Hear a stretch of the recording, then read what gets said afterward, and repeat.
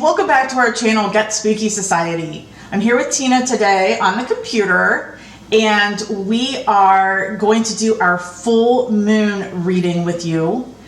So, it's time to get spooky. Okay, gonna get the energy on our Moonology deck of cards. And the moon is going to peak in Cancer at 10:30 p.m. Eastern Standard Time tonight. So, we're going to do the general reading, and then we're also going to give you some tips and tricks about what you should do during the full moon in order to help you manifest and surrender your intention list from the last new moon.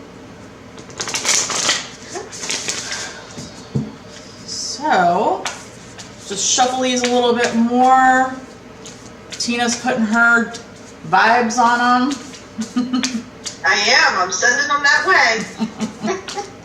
It's funny because I keep looking at the computer, and you can't see us right now, but I keep looking at the computer and she can't see me looking at her. I know. I see a camera. I don't see. I see your beautiful kitchen. I can't see you. All right, we're going to pretend that Tina is cutting these. All right. Let's do this. We're going to pull three cards. Okay.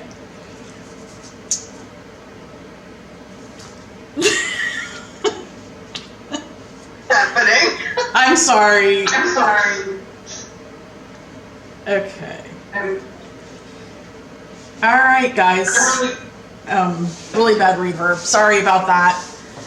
Okay, so for the full moon drawing, it is a 3-card drawing. And the first one is what is falling away and what to surrender.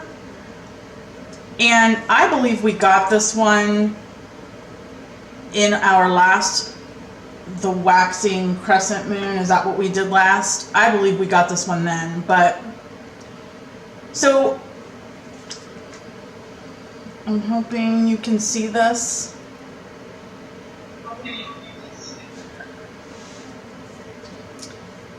Confidence is your key to success. New moon in Leo. So as far as what is falling away and what we need to forgive and surrender, confidence is the key to your success.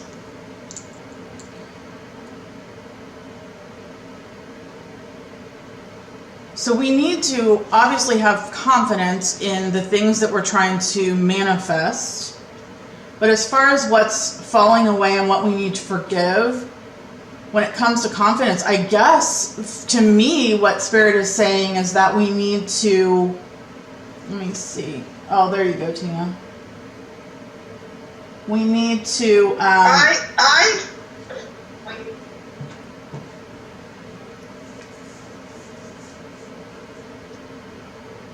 what I'm getting from that, Stephanie, with the King in Leo, I think we need to be more humble.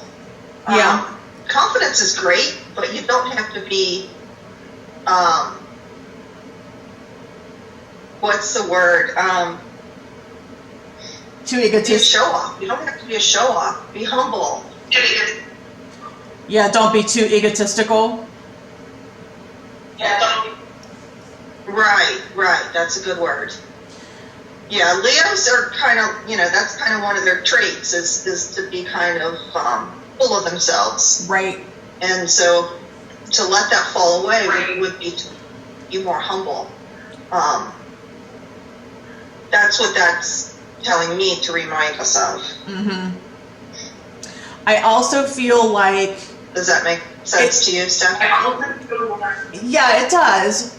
I also feel like it's possibly telling us to let those that do not have confidence in us also to fall away. Right. But I think you're more accurate in the Leo. Continue to let Yeah.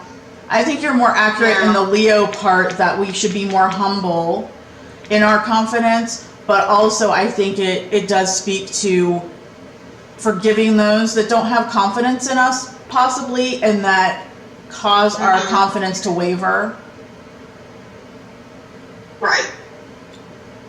Yeah, that also would be a good thing to remember. Yes. Mm-hmm. So the next thing is, I'll show you, Tina. That's why I was laughing. I mean, seriously. So the next card, guys, is surrender to the divine, the full moon. So what is the illuminating moon showing us? It is showing us that we need to surrender that list of intentions to the divine at this time, because we've done what we needed to in the last couple weeks for that list of intentions, and now it's, we've made our changes, we've made our adjustments, and now we're going to send it out there to the divine, and what they determine is good for us will happen. So that just blows me away. Okay. Yeah, that's exactly that's what this time is about. Right. Let it go. I mean, there's an old saying, let go and let God. That's kind of what we're doing. Let go and let the universe, however you call it, let them take over. Exactly. Don't worry about it. Let them take over. We've done work. We've set our intentions. What will fall in place will fall in place. Exactly. And then what is to come?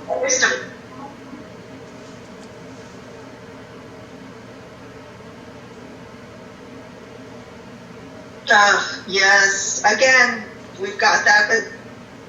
But yeah, so what is to come is show the world the real you, full moon in Aquarius. So if you have done the last few weeks right,